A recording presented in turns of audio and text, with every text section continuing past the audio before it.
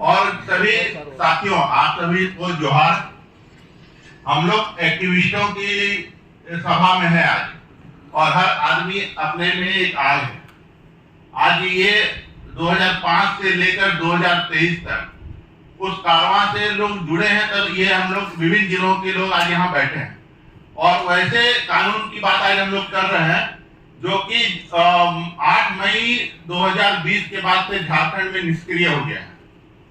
8 मई 2020 को श्री हिमांशु शेखर चौधरी जी का कार्यकाल पूर्ण हुआ था, और उसके बाद से झारखंड राज्य सूचना आयोग में कोई भी सूचना आयुक्त नहीं है। तो मैं जो चीजों को लोग जानते हैं उनको मैं रिपीट नहीं करूंगा, या जो बातें आ गई हैं उनको मैं रिपीट नहीं करता हूं, और मैं समाधान पे बात करता हूं। जैसे कि इधर से बात आई कि हमारे ऊपर केस हो जा रहा है, उससे बचाव का क्या उपाय है। आप आरटीआई एक्ट 2005 को पढ़ेंगे तो उसमें धारा 21 लिखा हुआ है स्पष्ट कि अगर सद्भावपूर्ण आपने कोई कार्य किया है तो उस पर आपको वाद से भी संरक्षण है। जैसे ही लगता है कि आपके ऊपर कोई मुकदमा आया, जैसे ही लगता है कि आपके ऊपर कोई कंप्लेन है, कोई आपको फंसा रहा है, तुरंत एक अर्जी दीजिए धारा 21 की उसी कोर्ट में। आप जमानत के लिए भी अप्लाई कर रहे हैं तो धारा 21 का कोटेशन दीजिए। इंफॉर्मेटरी फाइल कीजिए अपने जिला के सीजीएम कोर्ट में, और उसमें आप धारा 21 को लगाइए।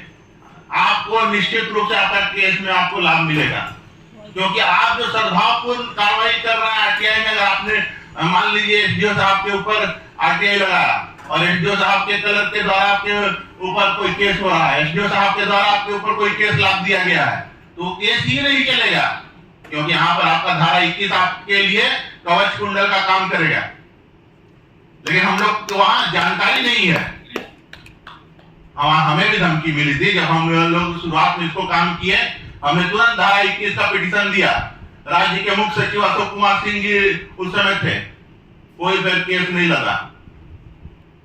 हमने इंफॉर्मेटरी फाइल की, तो लड़ना होगा, लेकिन अपने हथियारों को हम लोगों को पता होना चाहिए हमारे पास हथियार कौन कौन से हैं, उसे कहां कहां कब कब चलाना है। तो धारा 21 आपका यहाँ पर कवच कुंडल है, उसको आप जरूर याद रखें। इंफॉर्मेटरी का प्रोविजन है सीआरपीसी में, उसको आप लोग ध्यान रखें। सलाह जरूर कराएं। आपको लगता है जैसे कि कुछ होने वाला है, घटा नहीं है लेकिन होने वाला लग रहा है, आशंका लग रहा है, सलाह जरूर दें। और लगता है कुछ घट गया तो एफआईआर जरूर कराएं, क्योंकि आपका बचाव के ये 4 माध्यम है। ये 4 माध्यम को आपको सीखना होगा। धारा 21, इंफॉर्मेटरी, सलाह और एफआईआर। एक बार करके तो देखिए, फिर सामने वाला कितना एफआईआर करता है, कितना केस लगता है, पता चल जाएगा। वो तो सर्विस कोर्ट से बंधा हुआ है, आप तो स्वतंत्र नागरिक हैं। आपके लिए तो पूरा भारतीय संविधान का भाग 3 खुला हुआ है, जो आपका मौलिक अधिकार है, जिसके लिए उच्च न्यायालय को अनुच्छेद 226 और सर्वोच्च न्यायालय में आप डायरेक्ट जा सकते हैं। अनुच्छेद आपको वहां पर 32 मिला हुआ है। तो इतना अच्छा प्रोविजन किया हो, लेकिन उसको जानना होगा, उसको पढ़ना होगा। 5 तरह के रीट हैं। रीट से उपजा हुआ आपका ये पीआईएल है। वही भाग 3 में जितने आपको मौलिक अधिकार है उनसे उन्हीं को समाहित किया हुआ है। ह्यूमन राइट प्रोटेक्शन एक्ट 1993 है, जो कि आपको ह्यूमन राइट देता है, मानव अधिकार, मानव को मानव होने के लिए अधिकार। तो इन सबको क्लब कीजिए, संकलन कीजिए, यह आपका प्रोटेक्शन है। मुझे लगा कि इसे बताना चाहिए साथियों को, क्योंकि वो फील्ड में काम कर रहे हैं। और अगर आप इसका प्रयोग करना सीख गए तो कोई बुरी शक्ति आपको टच नहीं करेगी, क्योंकि आपका कवच है। दूसरा, मैं स्वागत करता हूं रेणुका तिवारी जी का। उन्होंने एक अच्छा प्रस्ताव दिया है इस मीटिंग में कि हम कुछ केस स्टडी को प्रकाशन करें अपने साथियों का। तो कई केस स्टडी आया, तो इन्होंने अपना वो प्रस्ताव रखा है, मैं इनका समर्थन करता हूं कि हम लोग उसको एक बुक के रूप में लेके आए, तो वो एक समाज के लिए इनिशिएटिव होगा। क्योंकि आज सूचना का अधिकार अधिनियम 2005 को 18 साल हो गए, वो वैधता प्राप्त कर लिया है अपना, अब वो वैध हो गया है।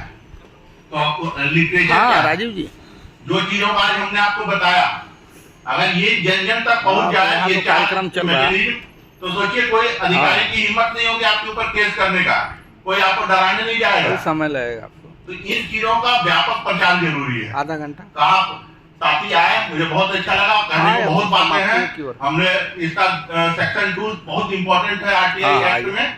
आप किसी भी ये कोई भी काम है जो सरकारी निधि से हो रहा है, आप उसका निरीक्षण कर सकते हैं।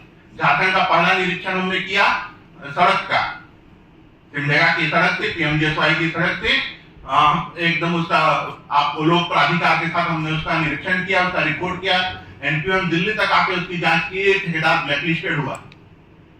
आप सिल्वर नमूना ले सकते हैं, आप सर्टिफाइड कॉपी ले सकते हैं, बहुत ताकत है आरटीआई में, लेकिन उसका एजुकेशन आपको सीखना होगा।